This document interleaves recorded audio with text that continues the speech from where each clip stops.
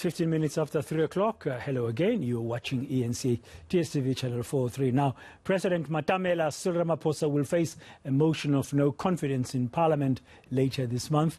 On the same day, the National Assembly will debate his cabinet's fitness. Parliament Speaker Nosiviwe Mapisa-Nqakula could again face legal challenges over her decision to hold two key motions of no confidence by open ballot on the day. DA's Chief Whip, Natasha Mazone, has urged the Speaker to reconsider her stance on open voting, saying MPs could receive backlash from their political parties. Our reporter Lindsay Dentlinger joining us now with more. Lindsay, very good afternoon to you. Thank you very much for your time. So firstly, why is the Speaker content to hold these votes in the open, or insisting that she wants to do so in the open?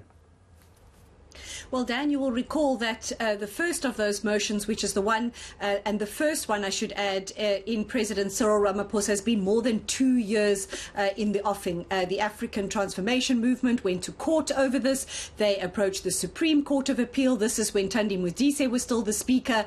And her successor, Nosiviwe Mapisa-Nqakula, looking at the reasons why the ATM wanted to have this motion held in the open, in secret and not in the open. And today the Speaker, during the weekly programming committee meeting of Parliament today, said that she just didn't feel that there were reasons why this vote had to be held in secret.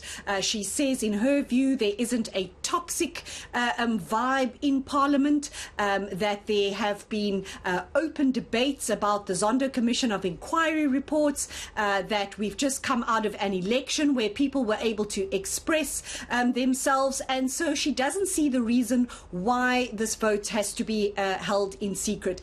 Then there's also the second motion of no confidence brought by the DA, and this is quite an unusual one, Dan, because we've seen many times in the past that motions of no confidence brought against former presidents, but we haven't seen one brought against the executive, and this one would then exclude the president. But if it were to carry, it would mean that the president would have to fire his whole cabinet and have to pick cabinet members from scratch. And so this is really where the DA in particular, as the sponsor of this motion, unhappy that the Speaker does not want to hold that ballot in secret. But here's the Speaker advancing her reasons to the whips of opposition parties and the majority ANC party today during that meeting. I have been discussing with my legal team. My legal team has given me advice which I believe is correct. And as far as I'm concerned, the environment in Parliament currently is not toxic at all. There's a whole lot of issues which we have and occasions where we've debated issues. Not only that, you'll recall, we've just come out of an election. Right now, there is a Zondo Commission which has been published by the Office of the President, which was the President's report and the President's initiative. That Zondo report is to be presented here in Parliament in June, and that Zondo report will be discussed here openly because it is already on the website of the President. So in my view, if all of those matters could be done, it should not be a problem to actually vote and on the basis of your conscience, whether you vote your party position or not.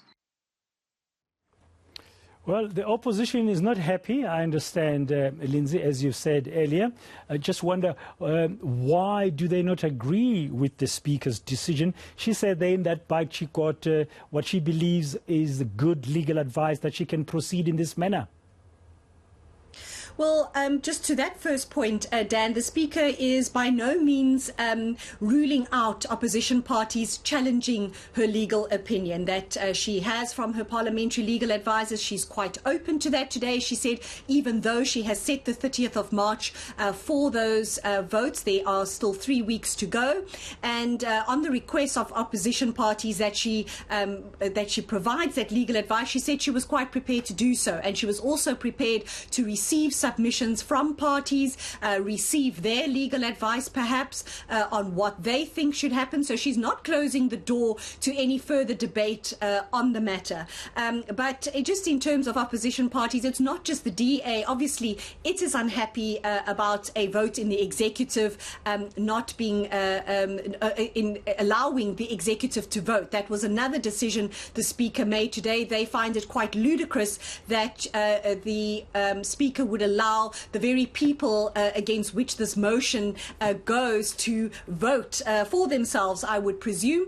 But the Speaker saying that before that they were members of Cabinet, they are MPs. And so in her view, they have the right to vote as to whether or not as ministers they are fit to hold office. But then, of course, you will remember the UDM was the original party to first contest this matter in the previous parliament about holding secret ballots. And it too today expressed the view that it wasn't happy that these votes would be held in the open, because things are operating a little bit differently, as you know, Dan, in the advent of not everybody being present in Parliament. The hybrid system means that votes from members who are on a virtual platform are then conveyed to the Chief Whip, who then conveys to the House how many members have voted in a particular way.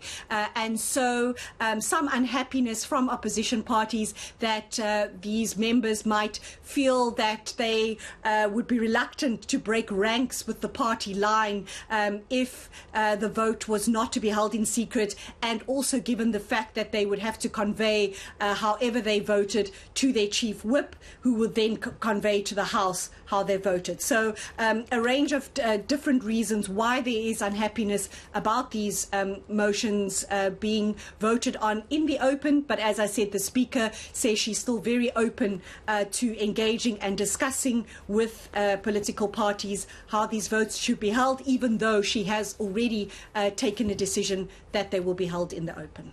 Thank you very much for that comprehensive update response there as well. Lindsay Dentlinger in our studios in Cape Town. We'll have to wait and see what's going to happen between now and then.